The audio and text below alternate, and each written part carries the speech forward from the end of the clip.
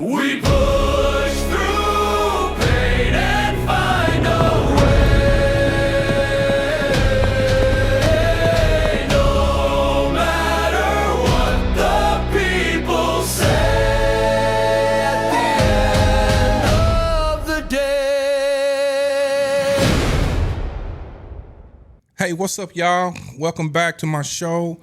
I'm Lieutenant Carroll, and this show is called At the End of the Day. We're gonna start it off with one of my seasoned friends and known him for a really, really long time. So we're gonna talk about some real grown folk talk, where you come from, where you at, and it's gonna be my pleasure, my ultimate pleasure, to introduce you to my friend Mike. Hey, Mike, why don't you tell us a little bit about yourself, where you come from, and how'd you end up in the city of Atlanta? Sure. Thanks, Lieutenant. And thanks for having me. Again, my name is Mike. Full name is Michael Mays. And I'm originally from New Jersey and actually have been living in Atlanta for like the last 20 years. Yep. Okay. So you from New Jersey, and can you tell us a little bit about yourself as far as that New Jersey life starting out?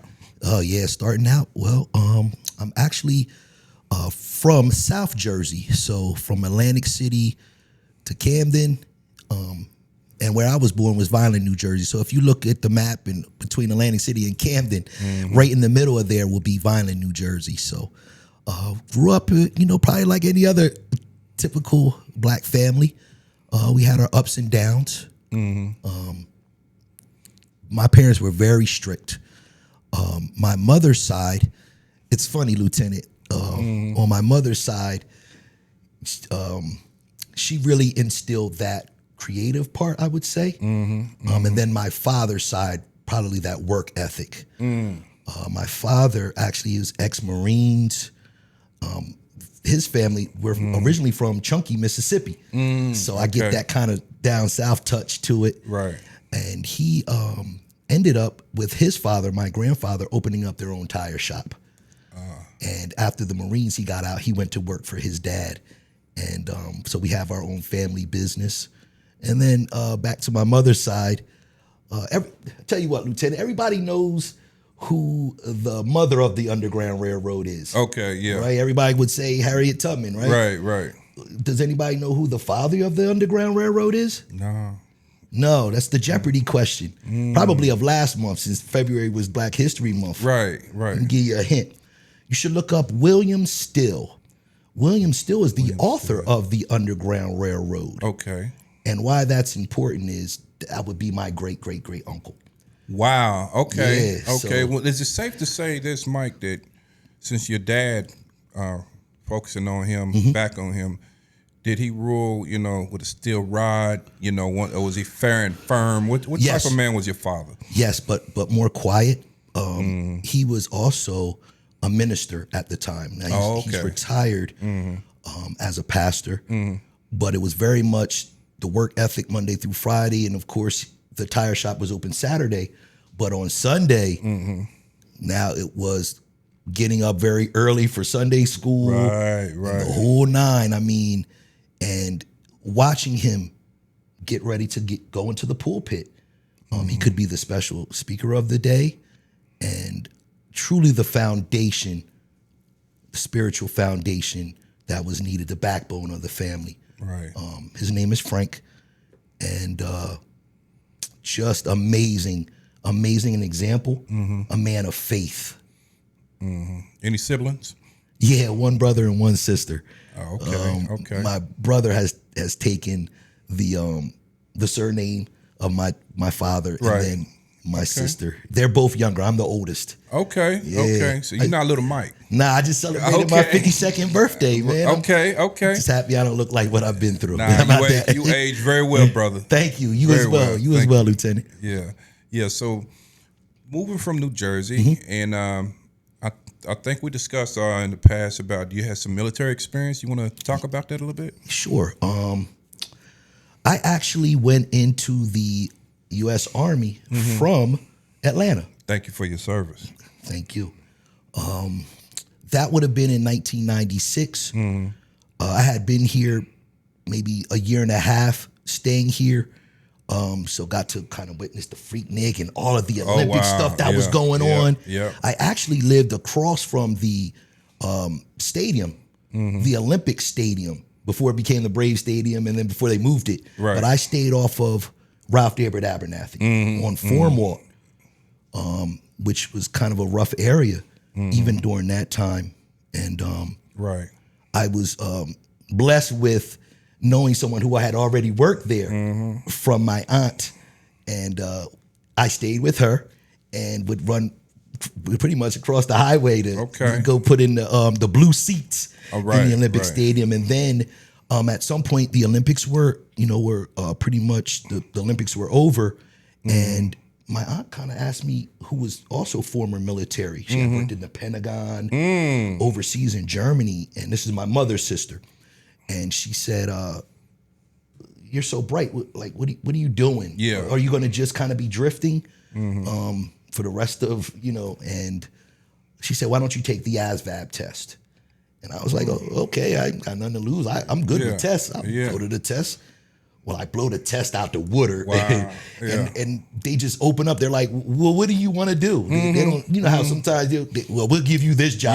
Yes, you had all choices and all kinds of. They opened up the book. I said, "Listen, yeah, I want to be in the Air Force. I want to be in aviation." And they were like, "Well, okay, but you can get a little bonus if you go into the Army." And and I was like, They offered me a bonus. I got it. I said, "I'll tell you what. I'll take air traffic controller." 4 years, air traffic controller, Just 93 like that. Charlie. Wow. And they immediately set me off. They didn't waste no time sending me to boot camp, Lieutenant, right. which was Fort Sill, Oklahoma. And Fort Sill, Oklahoma is home of field artillery. It was I was actually placed in a 60-man barrack and then named platoon guide of that 60-man barrack. Now, in 1996, That's a big deal. I would have been 22 years old. And having to lead young men when I was just a young man. Right. Thankfully, I was at least old enough to buy myself a drink at that time. Right. Okay.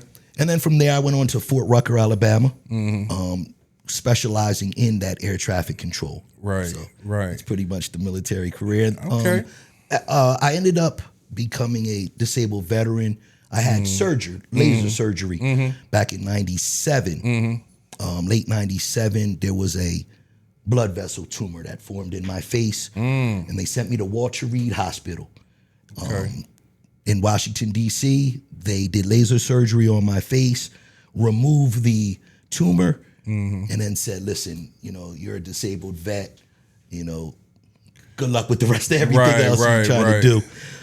But yeah, that's pretty much. So I just, like I said, I just want to, tell the audience there, it takes a lot to explain something like this as a disabled veteran, and a lot of disabled veterans are very confidential about what they went through. So I want to thank everybody, disabled veterans out there, for the courage to even want to talk about it, and thank you for your service. Definitely. So you did go through that, and highly recommend it for a air traffic controller, which everybody don't qualify for something on that high level. Right. So what I respect the most for you, also, there's so many things I respect about you. It's likewise, crazy. It's how you have soldiers out there that serve and they're fighting in the war. You just completed fighting a war with a health challenge. Yes. So you're still sitting here today. You look good, and you won that battle. So I just wanted to, kudos to you, because mentally that can affect a person. Yes, Lieutenant. I think because of my father's training before me, it was just an addition into the more disciplined life that he was setting as an example.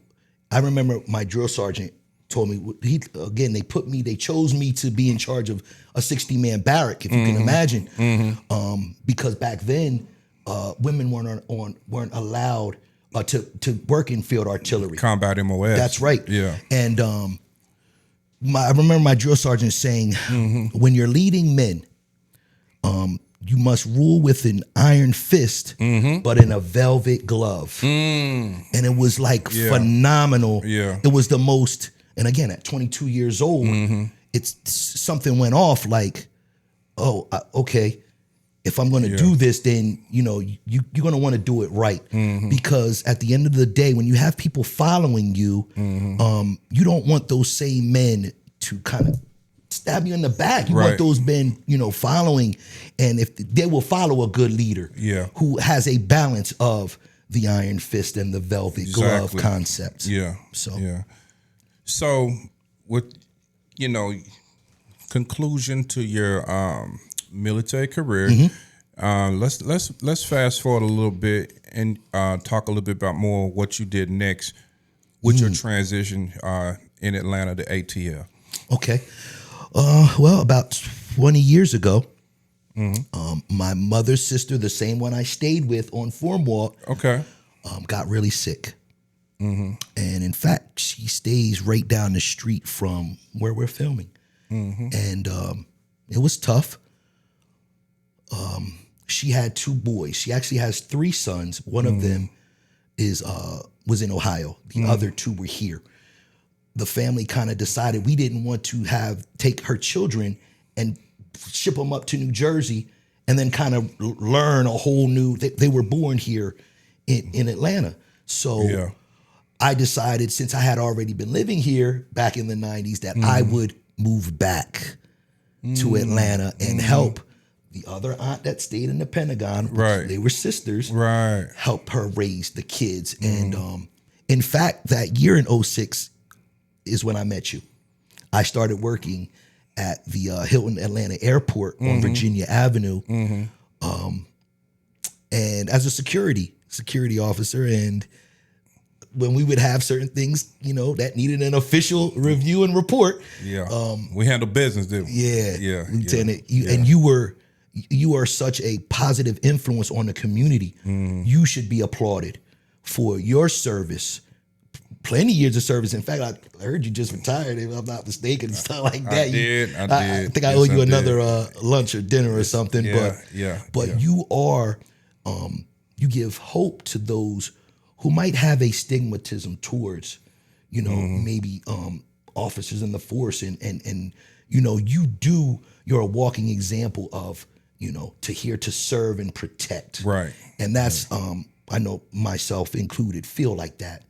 So again, we salute you. I appreciate that, because I've always worked by, you know, keeping it 100, being honest with folks, putting myself in other people's shoes, and I've always been fair but firm, you know, when I went to handle business. And the way I perceived you, some officers would downplay security. You know, they would say, oh, he just a flashlight cop, you know, and that's not the way I work or operated. When I came on scene, you were actually, for me, part of the team. You know, and then when we learned that we were both in the military, we worked and moved as one unit. Exactly. You know, we flowed together. If I needed something, you would go and get it to help improve my investigation, you know, and you knew how to work the camera system to see who was breaking into the car. Well, you remember those days, huh? I remember all the details, and and if the officer was like, well, who's up there? They said, well, the complainant that called in, he said his name's Mike. I said, we good. And then I went personally a lot of times to that scene just so that I could interact specifically with you, because I knew you would get it done.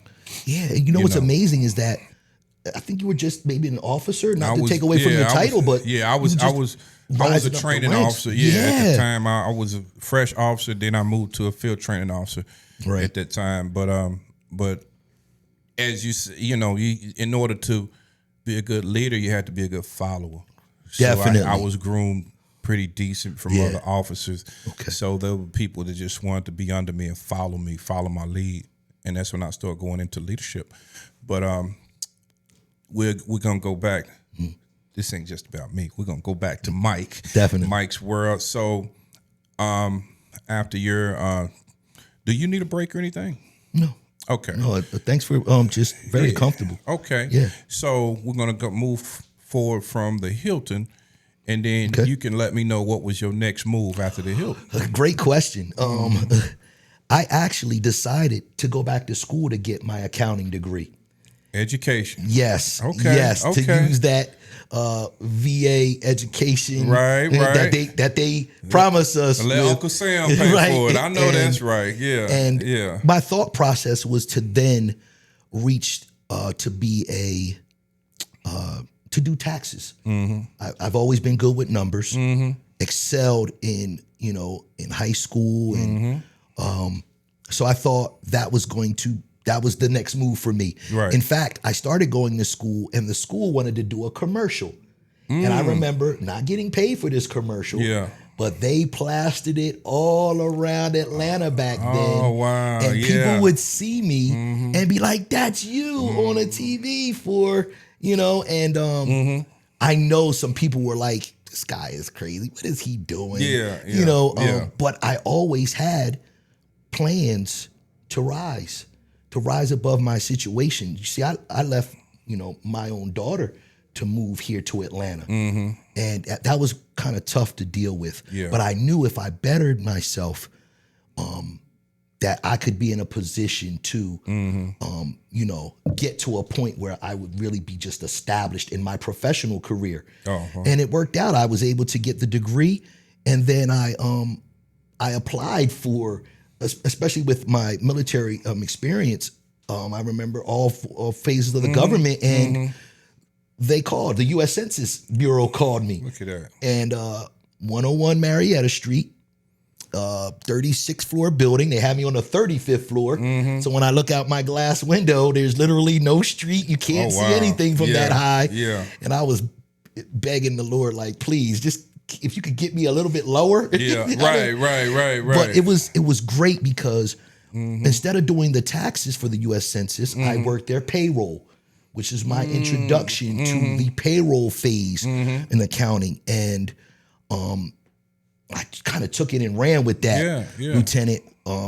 Right after that, I decided to take some time off. I remember going home to New Jersey to take care of my daughter, and then coming right back to work for who I now work for, the Department of Interior, U.S. Fish and Wildlife Service, and doing their payroll. Oh, wow. So that's like really amazing. You can kind of tell all the gray hair that I get from from making sure federal employees get their paycheck. We recently had to deal with a government shutdown. Possibly another one. Possibly another one. That's and when you're thinking about the population in that regards, that would be me. Yeah. I had a really not a tough time, but I really had to rely on my faith last year, the end of 25, because I knew that when they finally do let us go back in, I was going to have a lot of responsibilities to deal with as far as payroll, taxes, getting, those kind of things ready for the 2026 year. Excuse me. But it's been working out. I'm just happy I don't look like what I've been through, Lieutenant, you. I'm going to tell you, and you may not even look at it this way, but what you studied and accomplished, and to make sure that people have their paychecks, without you you're a piece of the game. So if you come in and have a bad day, somebody's check might be messed up, or somebody may not get paid. In a lot of situations, there could be an error. It may not be the way the systems are now. It may not be able to be fixed to the next pay period. So I say that to say this: one, with you deciding to go that route, to me, looks like you created your own brand. You created your own brand, and others saw it, and it elevated you. Definitely. So when you elevate it, now that you work at such a high standard, each and every pay period, you make it complete for your clients. That's based off my observation. When this is where I'll bring in my spiritualness of like my father Absolutely, into it. yeah, please do. It brings me such a joy, a real passion to know that I'm making a difference in somebody else's life. Whatever they do with that paycheck is their own business. Exactly. But the fact is, and this would be now almost 7 years running with the Department of Interior doing their payroll. It's just it gives me some sort of, I'm thankful that I'm in the position I'm doing, because let's say for the others who are following behind me that want to go back to school, whether it be getting an accounting degree or whatever you choose, that if you just put the work in, because see, I think a lot of people they want the fruits, but they forget about the labor. Right. It's exactly. fruits of the labor. Right. You can't just snap your finger and I give you the fruits. You actually have to put in the work, which I'm sure you can understand, Lieutenant, in putting those years of service into the force. But it basically goes for anyone. And I would say this too, if I may. Find your own diamond. Find your diamond. Find what it is that God or whatever you believe in has placed in you, or that you've experienced, and then go use it to actually get to your gold mine of sorts. And I hope your audience can understand what I mean by that. It's we all have these talents. My talent might not be your talent, but you have something. There is something that you can do, and usually that's your roadmap. Right. See, it took me to go through, I was accepted as an attorney at Howard University back in 92. Yeah. A real estate appraisal, air traffic controller, accounting. Again, it all led up to who I am now. Right. But again, there was a method to the madness. I kind of stuck to, what I knew I could definitely do. Right. And then just picked up those other things on the way. Yeah.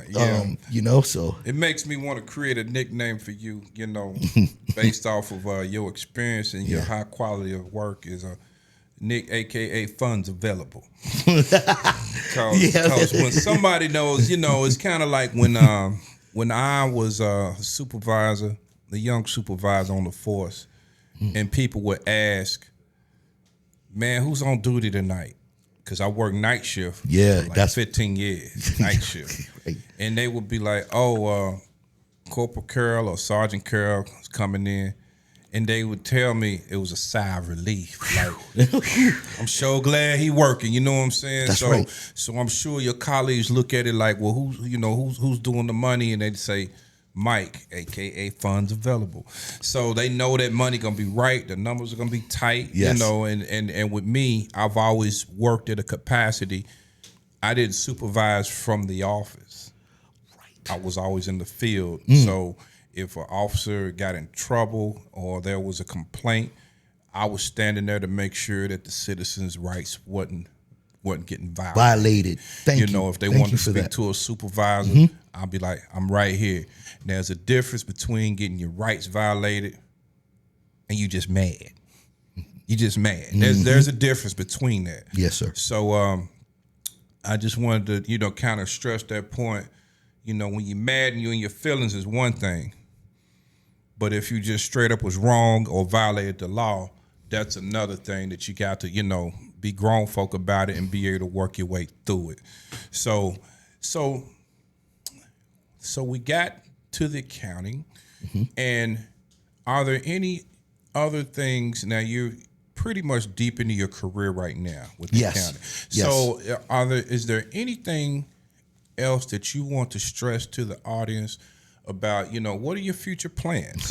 What are your endeavors? What are the things that Mike strives to do in the near future? Because we didn't got a little snapshot of your history, my brother. Yeah, and great question, Lieutenant. Because of the fact that I have decided to open up myself, because I am a federal government employee, I don't really have any type of social media. I don't put myself out there. I have been dedicated to my work, to my job. Excuse me. The work I consider artwork, and I am trying to now finish up the book that I am writing, and it's a lyric book. Okay. And I've always been creative, poetic, and I believe I get that from my mother's side. Okay. And that's where she comes in. All right. And she has been probably one of my biggest supporters since I was young. She always had me reading. She was very demanding about schoolwork, study, education.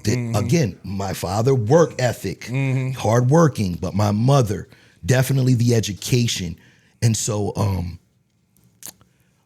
yeah, that's what I'm planning on. I'm actually an artist at heart, and I now need to kind of get ready to express that. And you've been helpful in that. Right. In going ahead and leading and putting myself out there, right? Even if it's little by little. I do believe that I do have a background story that has led me to this point, and I'm just really happy here to just discuss the few things that most people would never know about me.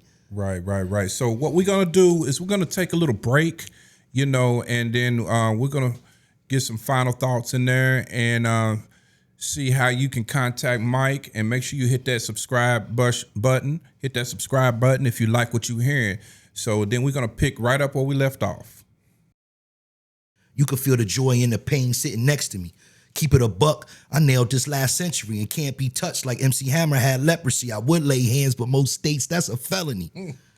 Check out my melody. Hate to really look at themselves, but love selfies. God said my tongue is a sword. Lord, help me.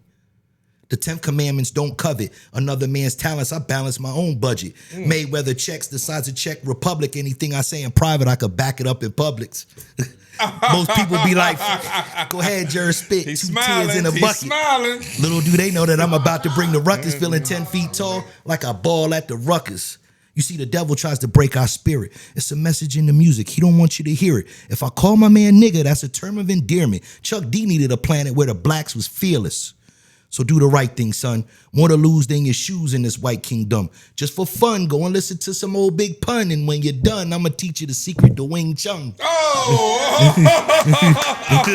Did you record? Y'all recorded it? Oh, my God. Miyagi on the mic, Bruce Lee in a fight. Daniel-san versus Cobra Kai, 25 to life. Either learn from mistakes or you go through them twice. My advice is let go and give it all to Christ.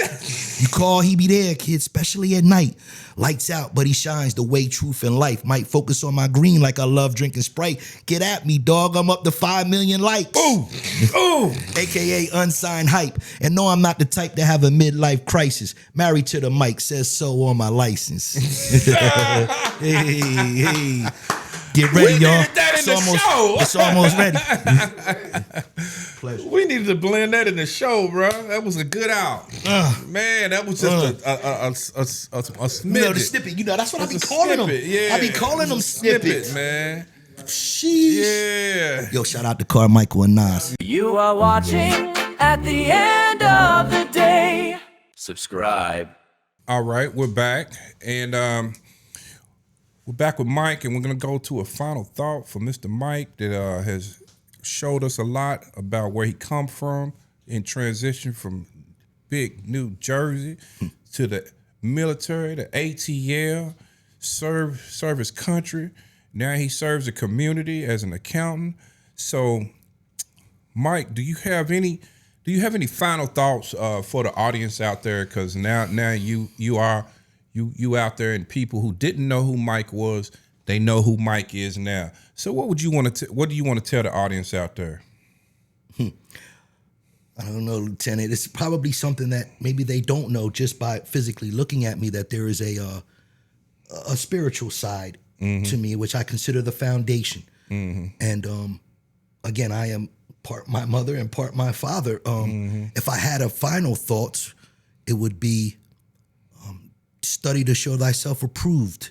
That would be my mother's side. The education was so important. And then maybe from my father's side of me, it would be, what does it profit a man to gain the whole world and lose his soul, and yet lose his soul. Like at the end of the day, you want to move, in a way where it gives back. And this is my way of giving back. Right. And I'm just really hoping that someone, gains from it, even if it's just an inspiration to, again, find your own talent. The scriptures mention about the parable of talents. He says he gave one, another one 2, another one 5 talents. But at the end of the day, he gave us something that you can build on. And just search yourself. Actually take the time out. Maybe take a weekend to yourself. Treat yourself. Use self-care. And then, godliness is next to, cleanliness is next to godliness. Absolutely. These kind of concepts that I was trained in as a young child have not, gone away from me. I actually continue to build on those things. And to be honest, Lieutenant, you seem to have been built in the same way, where you can tell there was a training that was given to you, and you actually move with integrity with it, and it's paying off. So don't think that you'll get fruits of the labor without actually doing the labor. All right. So basically, I'm just going to help remind you. There was a little birdie that told me this, that you possibly are going to be an aspiring author. Yes, definitely, Lieutenant. Okay. But it's it's one of those best kept secrets for right now. Okay. I don't really have a social media platform, but those things are in the works. Like, right. They're moving kind of quickly right now. And so I just like to take the time to thank you and the engineers and the host of sponsors that have participated in making sure that we could come together in doing this. Absolutely. You're welcome, sir. You did so well, so comfortable with me. I would like to invite you to come back. If you wouldn't mind coming back, whether you want to do an interview or assist me with the show. Yeah, I mean, definitely. Your energy is great, and we would definitely love to have you. I would definitely love to come back for a follow-up, maybe take some question and answers from the from your audience out there. That'll be really cool. Definitely. I'm open up to it. So I'm going to elaborate on a final thought. This is, at the end of the day, when I met Mike, I seen a man that didn't want to give up. He kept striving on, and he moved in a sense, whereas he did not give up. He started in New Jersey. Went to the ATL. He had an experience in the military, and then he closed out working with government, as an accountant. A lot of challenges was in between that, health challenges, things of that nature. And here he is, a man today, just a large, big old book of knowledge on life experiences, and challenges that he fought through. So we appreciate Mike coming through and sharing his experiences with us. We're going to have him back. And those of you who really like what you're seeing, make sure you hit that subscribe button. We appreciate you. At the end of the day, y'all be blessed. We put